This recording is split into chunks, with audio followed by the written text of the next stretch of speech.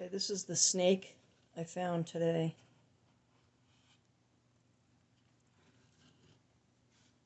It's the entire snake coiled. But there's the head on the top, right here. And under my little microscope that my son bought me, you can see, put a picture later, but you can see both nostrils on top. There's an eye right here, and when you put it on the magnifying glass, you can see that it's an eye. Because it matches the exact eye placement, I mean the eye shape, and, well, that it's an eye, because on a parrot, animals are just, they're different than humans. The size of their eyes and everything, they're just a little bit different. But when you look at it through a microscope, you can tell what it is. But when you see this rock in person, you can, I don't know if you can kind of see the scales right there, but you can see how it is coiled. Right here is scales. You might be able to see those a little bit. And it really depends on the light too. But definitely that's an eye. And I don't think you can see the nostrils, but they are there under the microscope thing. And I actually think that this could be the tongue just because of the way that it looks. If it was pushed out of the mouth upon death, then it would be part of the fossil as well. And that's right there. So I thought that was kind of odd. But you can see up close when you're looking at this that it is a snake. You can see the curvature, and I'm right back to the curvature of how a body moves. When I was talking about the stuff on Antarctica where the dead carcasses, but you can tell that this is a head, and this is an arm, this is a shoulder, this is a back, this is a hip. Not on this stone, but on some of the stuff that I have for Antarctica, you can tell this is skin. You can tell that this is the curvature of the neck looking to the left, and the arm is up reaching out for something, blah, blah, blah. But you can see when you hold this in your hand, you can follow how the snake is coiled around this entire stone. And I'm actually looking for the tail. I think this might be it. Because when I look up close at the skin, the snake skin, you can see very lightly a possible diamondback pattern. So I'm thinking that this may be a diamondback, of course, from the flood era. But even down here where you see these kind of lines right here, this is like if the snake was turning, like dying and coming together, and it was like twisting around, and then it got petrified from the lightning in the salt water. That's how it became what it is, because that's what a mud fossil is. But I just wanted to share this with you because apparently God is revealing things to me on a level now that is like the next step up, because I was just finding fingers and giant fingers and toes, but now I'm finding whole body. I mean, this is a whole body of a snake from head to tail, wherever the tail is, which I think it's here. And once I do some more investigating, I might be able to find that rattle is what I'm looking for. But you can tell that this is a mud fossil. Okay, when you look at it. When you look at a mud fossil, it has a flat bottom. All mud fossils have a flat bottom. That's why they set like that. Okay? But what's happened is it was sitting in wherever it was in the salt water, and it got in the shape that it was in, and then got electrocuted. The water got electrocuted in the salt water, and that's what created this. That's how you get a mud fossil. You can follow Roger Spur on Mud Fossil University, and he's got the giant stuff. He's got a giant hand in his backyard. A giant's hand in his backyard. Let me classify that a little bit clearer.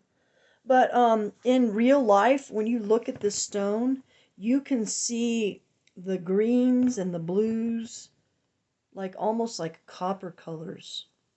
And I really find that interesting. Of course, the black is blood. So wherever it was setting, when it was, when it was dying, drowning, all the blood settled in this spot right here. Right there. And you can also notice that, now, I don't know if this is part of, sometimes when it's on the bottom like that where it's setting, that's just all the fluids collecting together and then they solidify. That's what you see, and that's what you get with like geodes and gems and stuff like that too. It's body fluids that have crystallized. Yeah, think about that one. But you can see, on this one, when I look on the microscope, you can see an eye there. You can see the skin here. You can see, oh, there you can see him. With this shot, you can see the nostrils because the light is hitting it just right. See him? 1, 2. In exactly the place that they need to be on a snake. And this is the part that, if you do look at animals, like oh, and there's the other eye. Right there. I see the other eye. That is so cool. But when I look at this too, you should see the pattern. This is, I think, where I saw the pattern of the diamondback. It was either here or here. I can't remember. It's got to be back there because it's on the back. Duh. But yeah, so here's my find for today. And God is just showing me a lot. And the little person, where is my little person? Here it is. Let me get my little person here. Okay. Now we're going to look at the little person. Okay. So this is sitting down in the rocks. Oh, I don't know.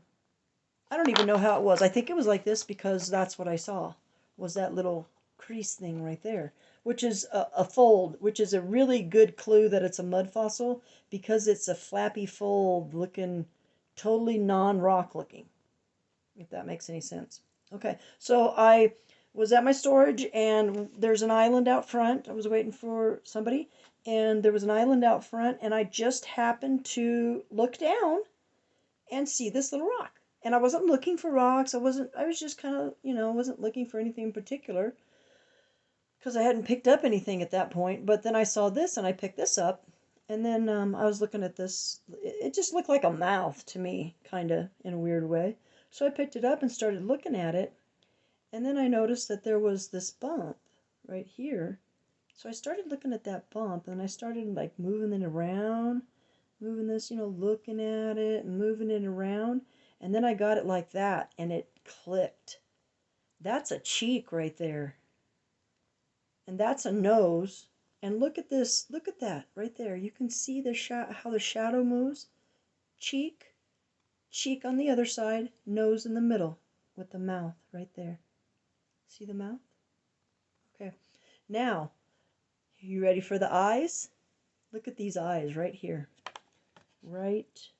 Let me see if I can get a pointy thing in here. Right. Where's my pen? Right there. There's the eyes. See? Look.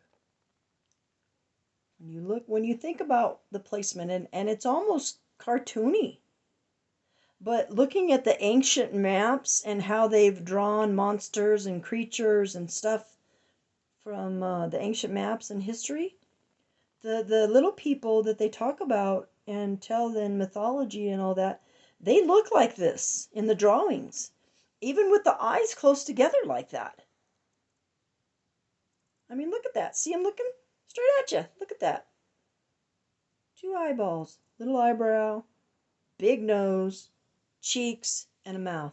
How can you not see that? How can you not see that? And this was like, this little tiny piece is gone, but, this was probably, let's see if that's the way his face was. Then he was probably laying down like that. Like this, like laying like this. And that's how he died. Laying this way, because See how the bottom is flush and it's not cracked or broken? But this is where it's broken. This is where the head detached from the body. And to be honest with you, I would not be surprised if I go back to that same place. I will find the body. So that's going to be my next thing, is to look for the body. But there you have it. Mud fossils, Grand Junction, Colorado. Going to start doing my own little click show. Stay tuned. Keep your eyes open, folks. We're coming to where we're going to find out about all the truths that they've been holding back from us. It's coming. It's coming. Nothing can stop what is coming. Nothing.